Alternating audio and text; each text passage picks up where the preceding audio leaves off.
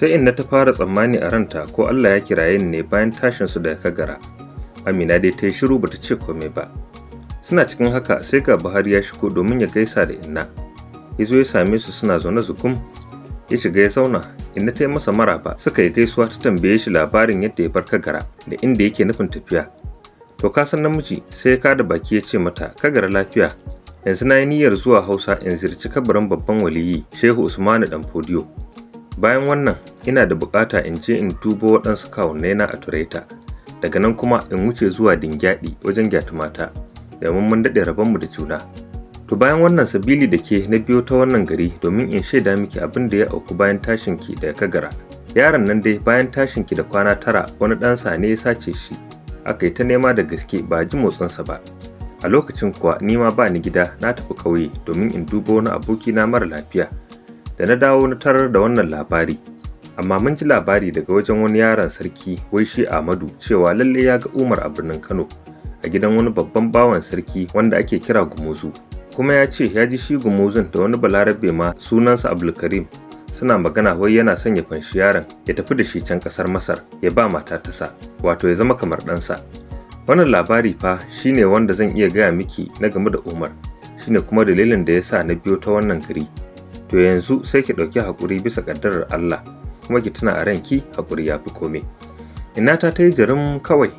Bayan zamani mai tsawo ta ce, to mutum duk na duniya in bai yi haƙuri ba lallai ya ga ɓacin rai dubu. Allah ya sauwaka. Da Buhari ya gama gaya mata wannan labari sai ya fita waje ya barta da Amina su yi taɗin su. Suka yi taɗi har tsakar dare sa'an nan inda ta taso ta dawo gida. Da isowarta ta shaida wa uwarta da ubanta abin da ya auku.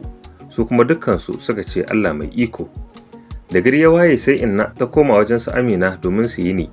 Yayin da take can sai ga wani kananta ya zo a guje wai an aiko daga gida ya kira ta. Ta yi bako daga wajen Zazzau.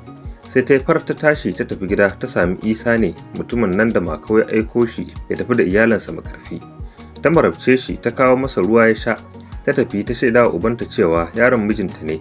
Nan da nan aka share masa ɗaki ta kai shi. Bayan da ya zauna ya huta kaɗan sai ya ce mata, kin shaida ni dai?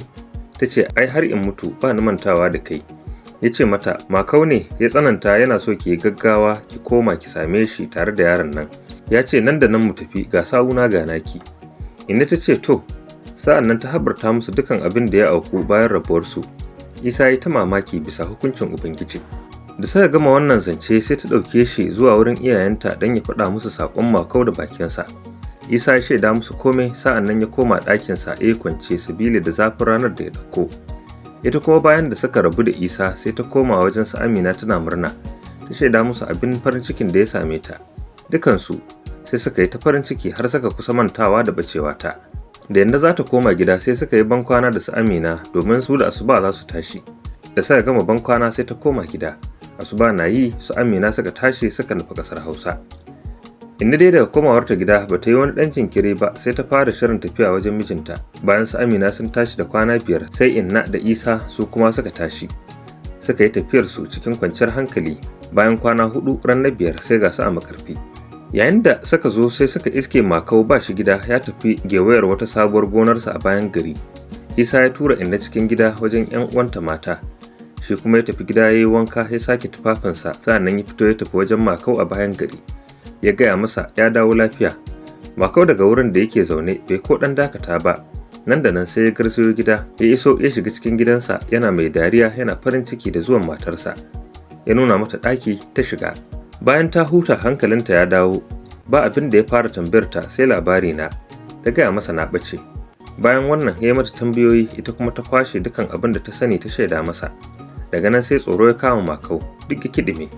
Waɗannan abubuwa fa su ne suka auku ga uwata, amma bayan su duka sai ta tsaye da zuciyarta. Ta sani Allah ɗaya ne, in Allah ya so sai ta dangano da inda nake in ba mutuwa ta yi ba. A zamanin da Gumuzu ya kamo ni, akwai ayari na Larabawa a cikin birnin Kano waɗanda suka zo su sayi bayi su kai ƙasarsu.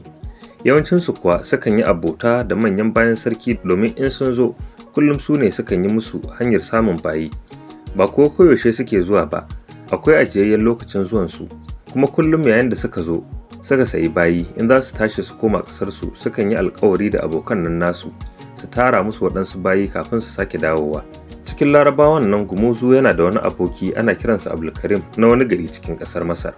Ran nan muna zaune bayan mun shekara 2 cir tare da Gumuzu sai na ga wani mutum fari dogo mai dogon gemu da gashin baki ya taho gare shi. Da zuwansa sai na ga Gumuzu ya tashi daga kan shimfiɗarsa ya zaunar da shi a kai yana ta ce masa maraba sannu da zuwa.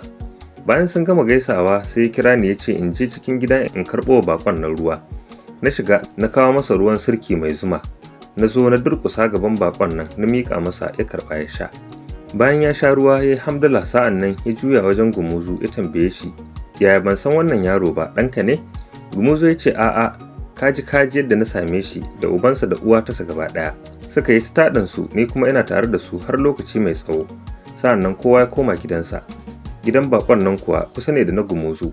Sarki ya ba shi wurin farkon zuwansa domin lokacin da ya zo duka ya sauka. Sa'ad da aka yi abinci duk sai a ɗora mini in kai masa masaukinsa. Har da ya zama muka saba da shi kwarai saboda abincin da nake kai masa kullum. Wani lokaci in na kai masa yakan tambaye ni ko ina son sa, koyaushe na tafi sai ya kama ni ya shashafa kaina yana sa mini albarka. Wani lokaci kuwa in zan komo gida yakan kawo dabino da wani irin abinci ya bani. Haka yi ta yi mana har wajen kwana 16. Ran kwana na 17 sai na Gumuzu ya ɗauke shi sun nufi wajen fada. Da za su tafi kuwa Abdulkarim ya tambayi Gumuzu in ya yarda in je in zauna masa a ɗaki wajen kayansa kafin su dawo. Gumuzu ya kira ni ya shaida mini. Na tafi gidan Abdulkarim na yi zaune a ɗakinsa. Su kuma suka tafi tun fitarsu da safe ba su dawo ba sai bayan sallar azahar. Ina zaune zamana a ɗakinsa sai na fara jin hayaniyar mutane da muryar Gumuzu. Kan a jima kaɗan sai na ga Abdulkarim ya shigo cikin ɗakin.